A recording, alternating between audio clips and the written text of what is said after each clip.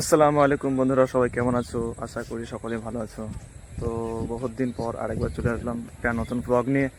আমি এসেছি আমাদের পাশের গ্রাম সুন্দরপূর্ণ, এটা বেলগ্রাম। এখানে একটা সেই যে আগে দেখিয়েছিলাম নদী, ময়ূরাক্ষী নদী, এই নদীটাই আপনার এই সাইড করে আসছে।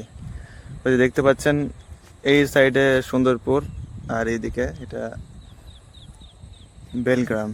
এই নদীটার নাম হচ্ছে ময়ূরাক্ষী নদী। এদিকে সোজা বেরিয়ে যাচ্ছে এদিকে। আর এটা হচ্ছে নদীর বাঁধ, দেখতে পাচ্ছেন একদম ঘন জঙ্গলের মতো একবার চারিদিক। সানসেটের সময় এসেছিলাম আমরা। এইদিকে দেখতে পাচ্ছেন ওই যে সূর্য অস্ত চলে গিয়েছে, তার যে কালারটা খুব সুন্দর লাগছে। একটু আগে ব্লগটা করলে দেখা যাচ্ছে সূর্যটা, তো এখন সূর্য ডুবে গিয়েছে। এবং আপনাদেরকে দেখাই, এখানে একটা খুব সুন্দর একটা গাছ আছে, কুলের গাছ।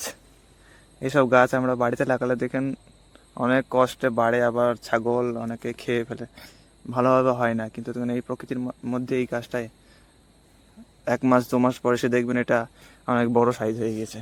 আর এদিকে দেখতে পাচ্ছেন ঝোপ ঝাড়, আর এইদিকে আছে কাশ ফুল, দেখতে পাচ্ছেন খুবই সুন্দর একটা ফুল। এটা মূলত নদীর ধার, যে জায়গায় নদী থাকে সে জায়গায় এই গাছটা হয়। আর এখানে খেজুরের গাছ, আর ওই সাইডে দেখতে পাচ্ছেন নদী চলে যাচ্ছে। তো আর এখানে একটা আমি গাছ দেখেছি, এই গাছটা কি কিসের গাছ ভাই? আমার মনে হচ্ছে মেহেন্দি গাছ, যেটা আগেকার দিনে মানুষ লাগাতো, হাতে বেঁটে লাগাতো, সেই গাছ। আপনারা দেখুন, দেখে বলবেন এটা কিসের গাছ।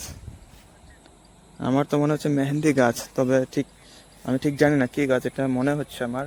তো আপনারা কমেন্ট করে জানাবেন। দেখুন এই যে পাতাগুলো এইরকম, এই পাতাগুলো ছিঁড়ে ছিঁড়ে বেঁটে হাতে লাগাই, এটা রং হয়। তো ভিডিওটা ভালো লাগলে প্লিজ একটা লাইক করবে, এবং আমাদের চ্যানেলে নতুন হয়ে থাকলে সাবস্ক্রাইব করে নেবে। আর এতদূর ভিডিও দেখার জন্য সকলকে অসংখ্য ধন্যবাদ। আসসালামু আলাইকুম ওয়া রাহমাতুল্লাহি তাআলা ওয়া বারাকাতুহু।